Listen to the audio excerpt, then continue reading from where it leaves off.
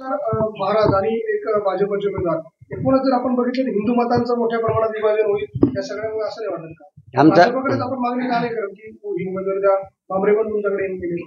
आमच्या वक्तव्याने एकच विचार केला आहे, लढा राष्ट्रहिताचा आणि संकल्प शुद्ध राजकारणाचा. या माध्यमातून सर्व मंडळी आमची या ठिकाणी त्या मार्गाने चाललेली आहेत. पण काही भाजपकडनं काही उमेदवारी संदर्भात काही चर्चा चालू आहे? त्या आमचे वक्तव्य परिवार परस्पर चर्चा करीत असतात. हो. काय तिकडनं काय रिस्पॉन्स आहे? बाबापर्यंत तसं काय अजून काही रिझल्ट आलेला नाही. कुणाबरोबर सध्या आहे भाजप बरोबर आहे मुख्यमंत्र्यांची तुम्ही भेट घेतली होती मध्यंतरी बरोबर चर्चा पुढे काय कुठल्या पक्षासोबत आहे का ना की बाबांचे जे भक्त परिवार आहे हे प्रत्येक पक्षामध्ये आहेत, त्यामुळे ते परस्पर चर्चा करीत असतात. नाही, आपण मुख्यमंत्री साहेबांची भेट घेतली होती 2-3 दिवसांनी पुन्हा जाणार होता, तर ती भेट झाली का पुढची? नाही, नंतरची भेट नाही झाली बाबांची स्वतः. कधी होणार आहे आणि का नाही झाली? ते आमचं ती कमिटी ठरवणार त्या संदर्भामध्ये.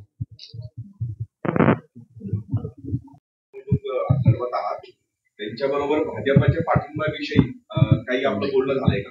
या संदर्भामध्ये आमची कमिटी या ठिकाणी विचार करीत आहे. नाही, या संदर्भात काही चर्चा झाली नाही. आपण पण इथून निवडणूक लढवत आहात, आपल्याकडनं भाजपला पाठिंबा देण्यासंदर्भात काही बोलणं झालंय? आणि या संदर्भामध्ये आमची जे भक्त परिवार आहे सर्वांची चर्चा चालू आहे. मात्र निर्णय ठाम झालेला आहे की बाबा या नाशिक लोकसभा निवडणूक लढवणार आणि जिंकणार सुद्धा.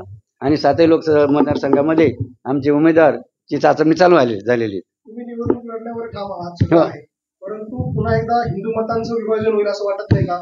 भाजपचा उमेदवार शिष्यगण आहेत, भक्तगण आहेत, तर त्यांनी तशी मदत तुमच्याकडे काय मागितली आणि आपल्याकडे तशी काय मदत केली जाणार? आणि आतापर्यंत नेहमी आमचे भक्त परिवार जे आमच्या विचाराचे असतील त्याप्रमाणे ते त्यांच्या पाठीशी राहत असतात. म्हणजे आणखी एक बांबरे साहेब हे भाजप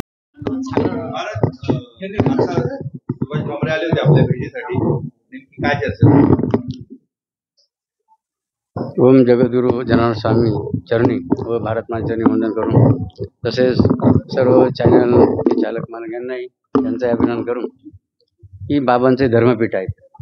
हे धर्मपीठ असल्यामुळे कोणत्याही व्यक्ती कोणत्याही पक्षाचा कोणत्याही समाजाचा या ठिकाणी त्यांच्या सदस्य येऊ शकतो. त्यामुळे हे सर्व पीठ सर्वांसाठी खुलं आहे आणि मग त्यामुळे ते बाबांना भेटायला येत असतात. ते धुळे लोकसभेतून उमेदवार आहेत, आपले आशीर्वाद घेण्यासाठी आलेले होते. काय नेमकं या धर्मपीठ जो येईल श्रद्धेने त्या या धर्म सर्वांना आशीर्वादच देतात. विजयाचा आशीर्वाद दिला बाबा साहेब ना, बाबांचं धर्मपीठ सर्वांसाठी खुलं आहे. सर्वांना सगळ्या फेरी खुला दरबार आहे. तुम्ही पण उमेदवार आहात महाराज, आणि तुमचा विरोधक जर तुमच्याकडे आला आणि तो जर विजयाचा आशीर्वाद मागितला तर आशीर्वाद देणार आहे का ना? तर बाबाचं धर्मपीठाचं कामच आहे. कुणी येऊ, शत्रू येऊ का मित्र का वैर येऊ, त्यांना आशीर्वादच द्यायचं काम आहे. ज्याच्या श्रद्धे भक्तीनुसार त्याला पुढचं फळ मिळत असतं. महाराज